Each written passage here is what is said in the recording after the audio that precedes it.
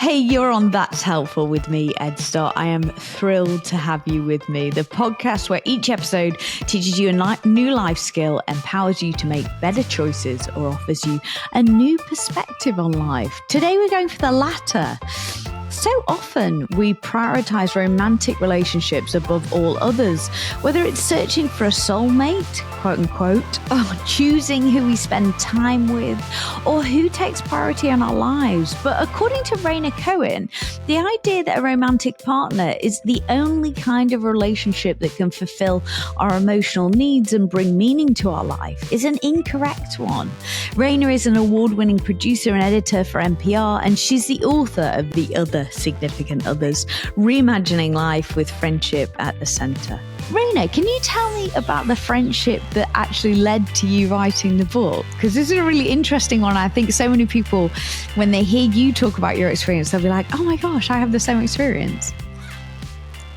Well, yeah, I do think that a lot of people at some point in their life have had some version of this, though we don't necessarily talk about it widely. But so I fell into an incredibly close friendship with someone I call M in the book, who I found out very quickly lived right near me in DC, where I'm calling you from now. And we just very quickly became wrapped up in each other's lives because we had clicked. I would say clicked instantly, but even before we got to talk and clicked, I saw her across the room and wanted to talk to her, just noticing her body language and the way that she had this warmth that radiated, and that people, were laughing when she spoke. And I eventually got to the point where it felt like best friend wasn't even the right term for how close we were, because we kind of operated as a unit. We would go to parties together, be each other's plus ones. We just knew all the intricacies of each other's day-to-day lives. And I hadn't experienced that before in a friendship. I had only been told basically that you can get that with a romantic partner. And that kind of set off a bunch of questions for me that turned into the book, and looking at other people who have these really intense, committed friendships. And you say that, when you were getting into that friendship, even though it wasn't a romantic relationship, there were some similarities between how it felt to fall in love, right? I really felt like I had fallen in love with M in a way that was not fundamentally different from how I'd fallen in love with my husband. I just didn't have the sexual piece. I think, maybe to be specific, what the thing that I felt was a kind of infatuation, that I wanted to know more and more about M, that I talked about her all the time, and to the point where I became a little self-conscious about it, because like all the smart ideas that I came across, or all the good recommendations, like seemed to flow from her. And I didn't want to be like, M said this and M told me this and, that and that. So I would censor myself even, because I didn't want to seem obsessive. But yeah, that was kind of one of the things that was really revelatory to me, that, you can experience that same kind of fervor and excitement for a friend, not just a romantic partner. And, listening to you describe that, I think, oh, yeah, I've totally experienced that. And I'm sure so many people listening have too. Why do you think we are so keen to separate romantic relationships from platonic ones, and that we believe that there's not very many similarities between the two? I think it's hard to know what causes what, but we certainly have this hierarchy where they're not only different relationships, but one is supposed to be superior to the other. And if you start to notice that actually there's a ton of overlap between romantic and platonic relationships, it calls into question that hierarchy. Like if you can experience the same emotions, or it's possible to have the same kind of commitment, then why is it that a romantic relationship is supposed to be the one that you orient your life around, make sacrifices for, have as, the kind of default relationship that you turn to?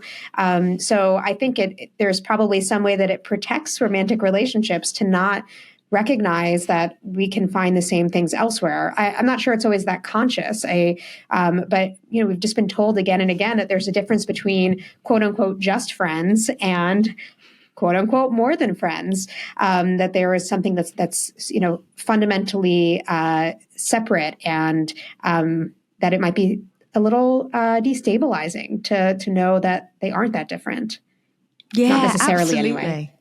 Yeah, and maybe it's like that heteronormative, patriarchal society that we live in. You know, if you go by historically what was the norm, you know, a straight man and women relationship, potentially there's always been suspicion about women who've been too close, right? And I think maybe that plays into it. There is suspicion now, but if you go back 150 years, 200 years, you wouldn't see that kind of suspicion of same-sex intimacy, whether it's between two women or two men. That's kind of one of the things that I think is probably quite surprising to people now, that you could read letters between two women or two men now that would look like love letters, or you can look at photos from the early 20th century in the US where, you know, men would be posing for portraits sitting on each other's laps or having their arms wrapped around each other tightly. And that, you know, I think probably not all of those men were gay, and the same thing for the women. And in fact, that would, you know, if it was so out in the open, then maybe we have reason to think that these were completely condoned ways of behaving with same-sex friends. So it is actually quite recent and very tied to the invention of these terms of homosexuality and heterosexuality, and seeing them as these fixed part of our identities that made completely innocent same-sex behavior between friends suddenly become suspect in a way that we now, I guess, take for granted that everything is sexualized. Yeah, it's really interesting, isn't it? I did love that in the book. And some of the, I actually looked up some of those photos, and they are absolutely wonderful and so lovely when you see them. And you touched on it a little bit before, but why do you hate that phrase, just friends? It's a phrase that denigrates friendship. It makes it a lesser relationship. And certainly as somebody who spent a lot of time talking to people who have friends whose devotion I find really moving, that it is, you know, is really dismissive in a way that I think is unfair, and also perpetuates the diminishment of friendship in times where it really matters. So, you know, some of the stories that I look at are people who are taking care of their friend through cancer treatment, and are with their friend in hospice, and are helping make like medical and end of life decisions for their friend. And in some cases are kept out of the hospital or have trouble getting legal rights to one another because they are quote unquote just friends. So I think because I have gotten to hear these stories about the consequences of people's friendships being dismissed, I realize that it's not just a matter of language, but it really can affect people in the most intense and difficult of moments. Absolutely. I saw this meme last night that's way oversimplifies it, and also, you know, is nowhere near as much as what some of the relationships that you take a look at in the book include. But it said, you know, it's like at a wedding, and it says, you know, and now you take your best friend for the rest of your life. And it says, as 8 women stand behind you who've paid $8,000 to be there, supported you emotionally, and been there through the entire thing. Like, it's so true, isn't it? That we just do completely denigrate and disregard friendship and the sacrifice that we make, and the deepness of those relationships too. Yeah, I saw that meme too, and I was like, yeah, that feels true. Yeah. So true. And so if it isn't sex that defines a partnership, what do you think it is? I think that for the most part, it's commitment.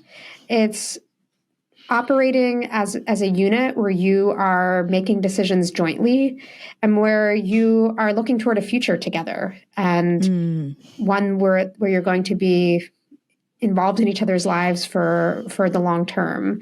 And that's what I saw in these sorts of friendships, and how I kind of even determined who was it that I wanted to talk to, who fit into, you know, basically the category of relationship that I was interested in, since there is no term for this kind of relationship. For me, it was people who had a friendship that was close enough to be a partnership, because that kind of commitment really, I think, scrambles a lot of our ideas about, which relationships matter, which ones can make you feel fulfilled. Mm-hmm. Yeah, absolutely.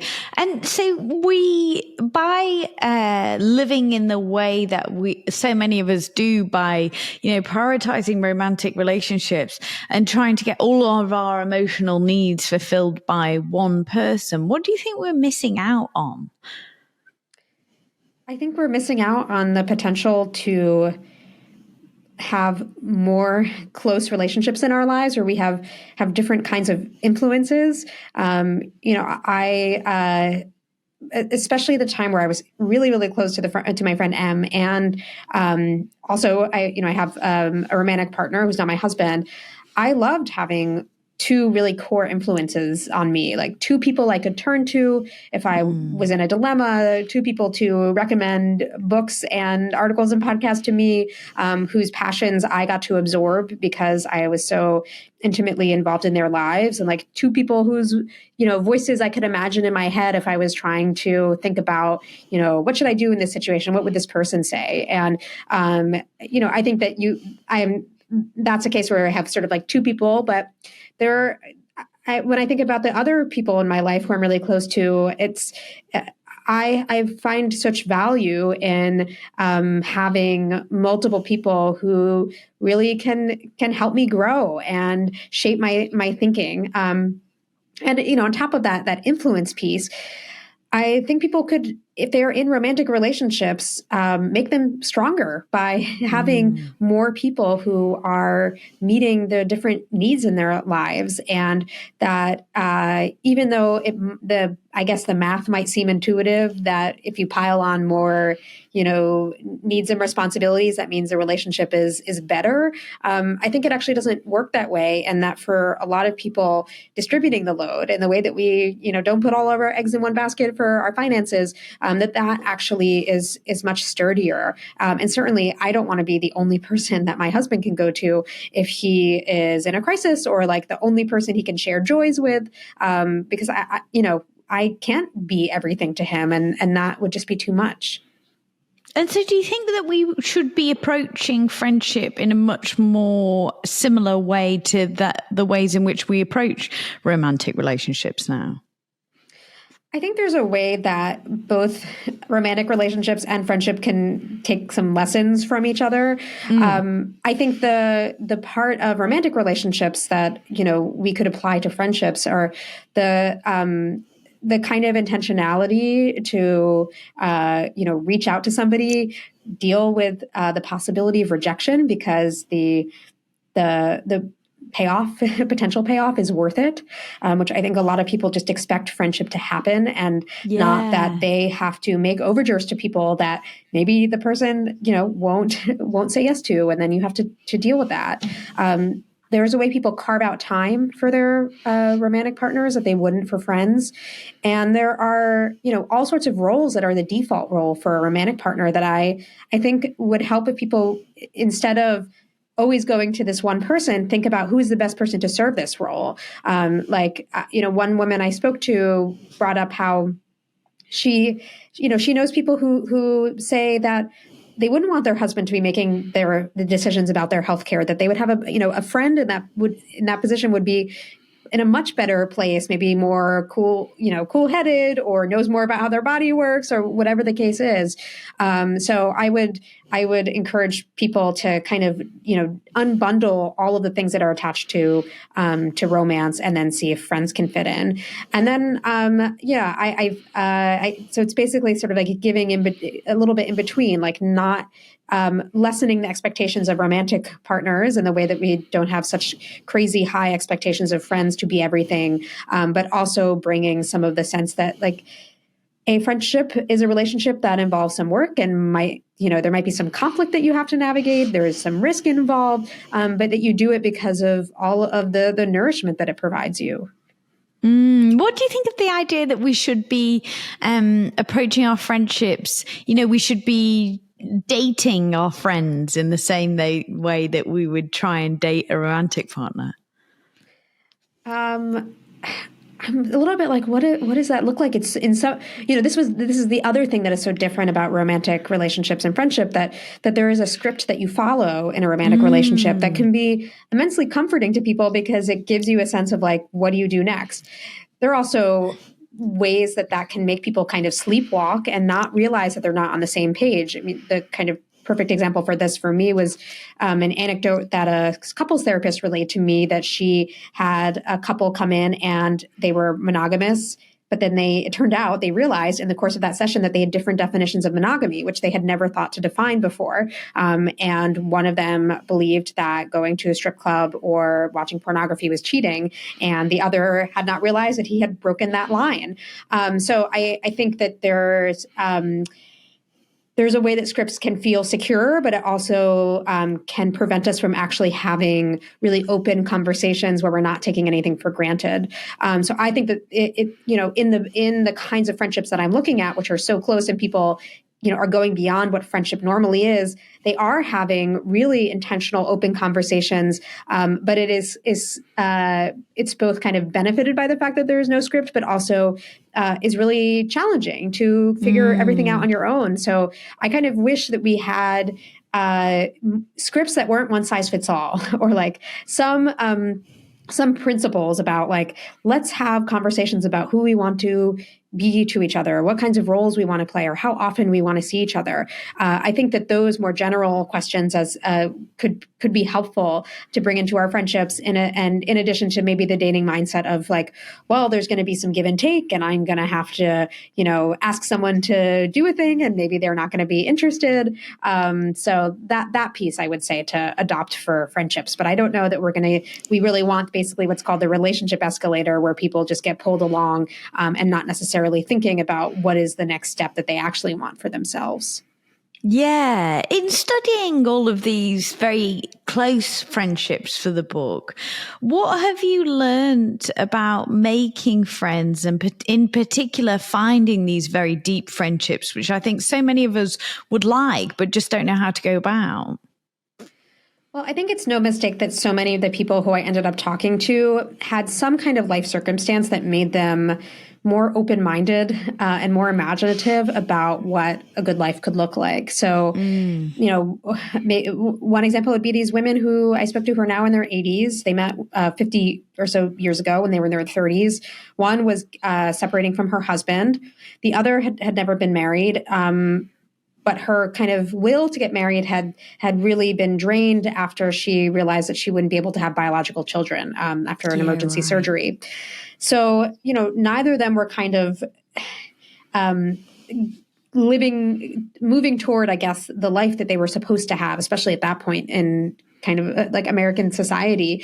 And the two of them ended up really becoming each other's family. And one of them had two kids, and the other kind of filled in for essentially an absent father. And the two of them have lived in retirement together for 25 years. So I think being jolted off of the conventional track can really open people's minds to doing things differently. I would hope that we could all be more expansive in how we think about who we can be really close to, and kind of turn to the people that like the ones I write about, or the examples that we see in pop culture, like in, Grace and Frankie, for instance, Broad City and so on, to be more imaginative ourselves. But beyond, that, I think a couple of the things that I've learned is, one, that as one person I just spoke to said, that we are really hesitant to show our messiness to friends,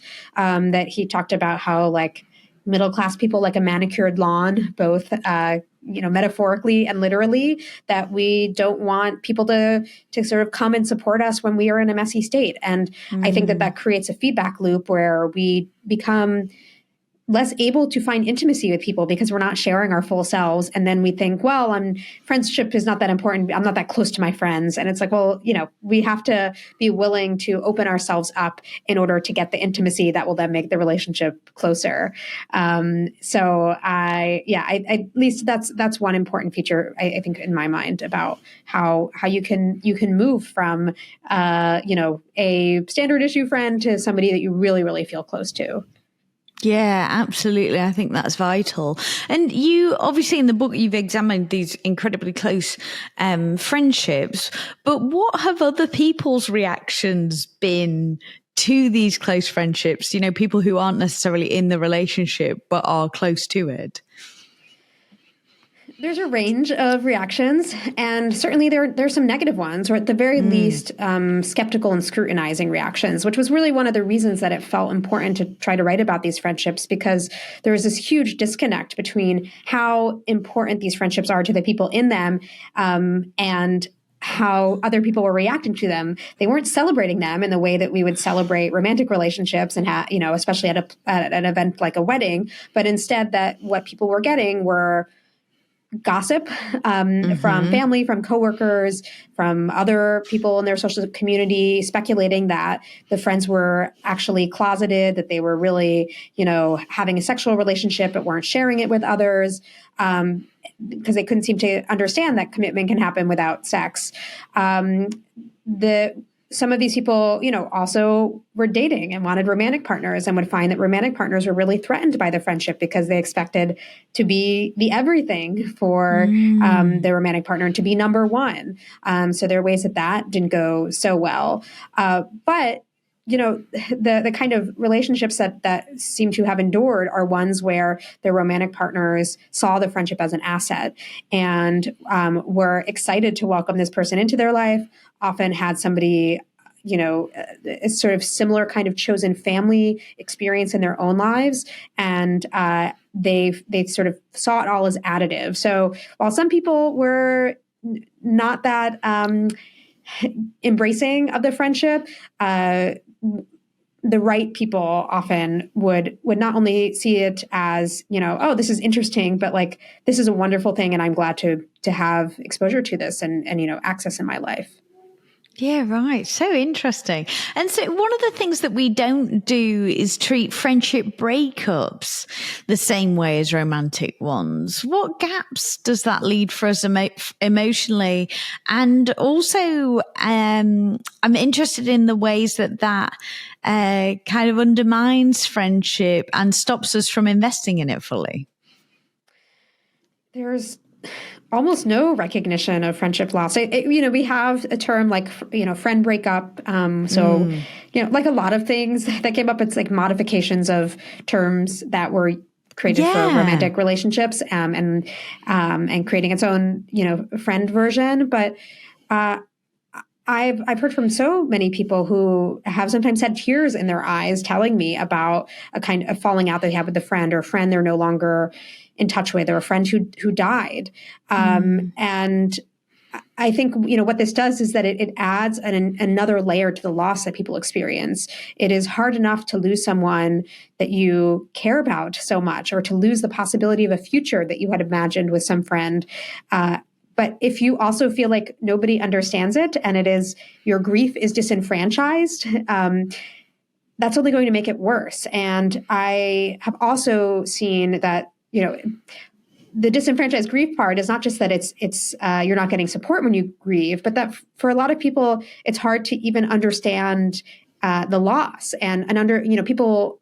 I had a version of this when I talk about not even a falling out, but a transition in a friendship that I felt like, did I have a right to be upset about this? Why was I so upset? Who could I talk to about it even? And that made it harder for me to get to a place to think about, what was I, can I mourn this? Like, what does it look like to ask for help or to tell it to other people if I myself can't acknowledge it, because there's nobody in society telling me that this is something that is as devastating as it actually felt.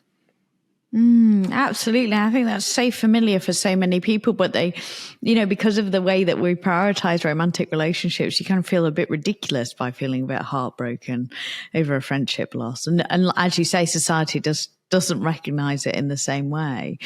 How can we make room for these really deep friendships in our lives? And what have you learned about nurturing them so that they can become as valuable as our romantic relationships?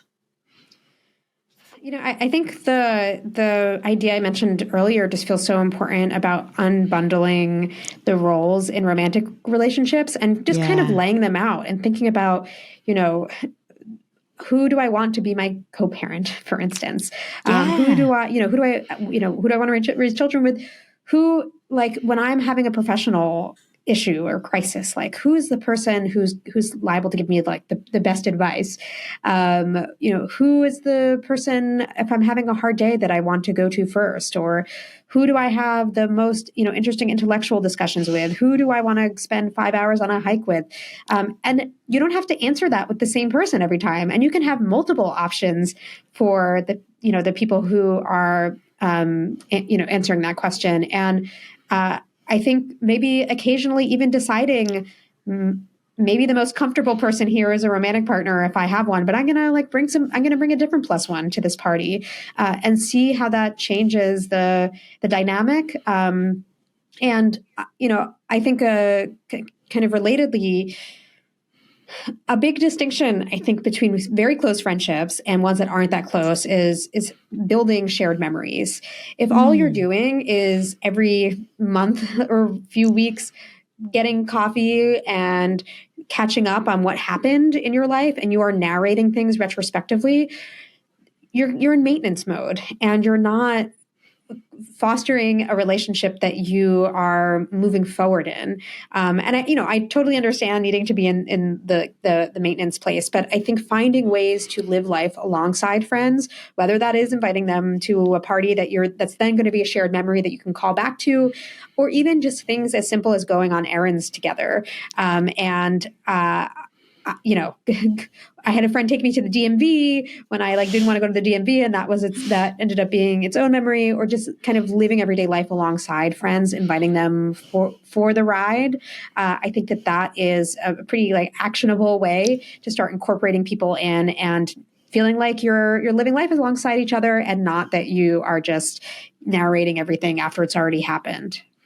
Yeah, I love that. That's really a wonderful thing to do. I really like that. And so do you think that we can strengthen all of the relationships in our lives by investing, I guess by diversifying our investment in these relationships rather than putting 100% in to just one romantic relationship? Do you think it can in turn make all of our relationships stronger and make our life richer?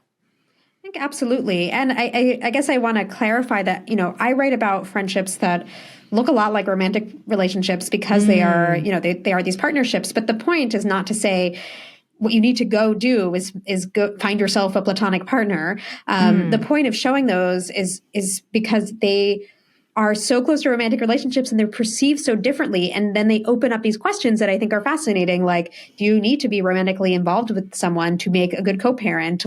Can you spend the last decades of your life with a friend rather than a romantic partner? When we say that if you aren't married, you're going to die alone, but then you see these friends, they're really interesting for asking questions, thinking differently, but we don't all have to have one of these, but what they do show is that there's so much more room than many of us realize for how close friends can be, that they don't have to just be on the periphery. I think that if we bring some of the kind of energy and excitement and intentionality and work that we do to our romantic relationships, to our friendships, and also to other, to our sibling relationships, it could, to really see that there are multiple people we can rely on. I think that makes others' relationships stronger. And I guess, one little thing that might seem trivial is I think about how we don't really compartmentalize different parts of life. If things are going well in one space, it's going to feed into another part of life and vice versa. And my husband in the last 6 months has gotten super into pickleball. And I swear our relationship is better because of it, because he's happy. It gives him more kind of separation from work. It's totally. A thing that he's, it's very social. He made a bunch of friends, and it's a way that he is able to just kind of disconnect and get a bunch of endorphins and so on. So, what does pickleball have to do with my marriage? It's it's a thing that makes my husband happier? And I think it can be coming from a sport, but it could also be coming from the relationships in your life, that if we're getting our needs met and things are going well in one arena, it's going to affect the others too. And so if we are a partner, a romantic partner of someone who has a very deep platonic friendship that kind of makes us feel a bit odd and we're really not sure how to feel about it, would that be your advice? Is like, don't be threatened by it. This is probably making your relationship a lot better. Well, I think I wouldn't say don't be threatened by it, because my general thought about this is like, feel your emotions. Don't tell your emotions they're wrong. And that, I think especially with something like jealousy, that people tend to react with jealousy as saying that there's something wrong with the other person or there's something wrong with the situation, rather than, asking themselves, what is going on here that I feel this way? What am I feeling insecure about? How much of this is about me or about the other person, or like, what can we do to resolve this? I think it's really swimming upstream to deal with envy when you have been told your entire life that as a romantic partner, you have your rightful place at the top of the pyramid, and to have that challenge. So I understand why someone's impulse might be to feel threatened, because that's not the way things are supposed to be done. But I think there's so much evidence from the kinds of people who I ended up talking to, but also from researchers in fields like psychology, showing that turning to multiple people will make a romantic relationship stronger. So that would be my response. That, like, if you feel envy, don't necessarily assume that something needs to fundamentally change. You can be curious about it and try to understand how much of the outside world is influencing those reactions. Yeah, absolutely. I think it's so interesting because I think reconsidering the position or like the relationships in terms of friendships we have in our lives can help us to reassess and reimagine all the relationships in our lives, right? Really, the hope for me is that the book is a provocation for people to notice the defaults, the scripts they've been handed on, the kind of conveyor belt they've been put on that dictates what you're supposed to do, what a good life looks like. And I'm homing in on this particular area of life that I think is a big one, that we're told to orient our lives around a specific kind of romantic relationship. And that if you're single, if your closest relationship is a sibling or a friend, that there's something wrong with you. But there are ways that in people's stories in the books that other kinds of questions open up for them, because they are questioning this default in this area of life. But yeah, we can be imaginative in so many other ways too. Absolutely. If we only take one thing away from the conversation around this idea of other significant others, what's the one thing you want people to take away? I want people to take away a sense of possibility, that there are many good ways to have a life that feels connected and rich. And, marriage does not have a monopoly on closeness, that there are other ways to get to a place that feels really fulfilled. Yeah, absolutely. And in many ways, sometimes it's a stronger, better relationship because we don't feel so indebted and tied to it. And like, we absolutely have to make it succeed at all costs, because otherwise society will frown on us, right? Yeah. I mean, I think that expectations can be useful for making sure that people treat each other well.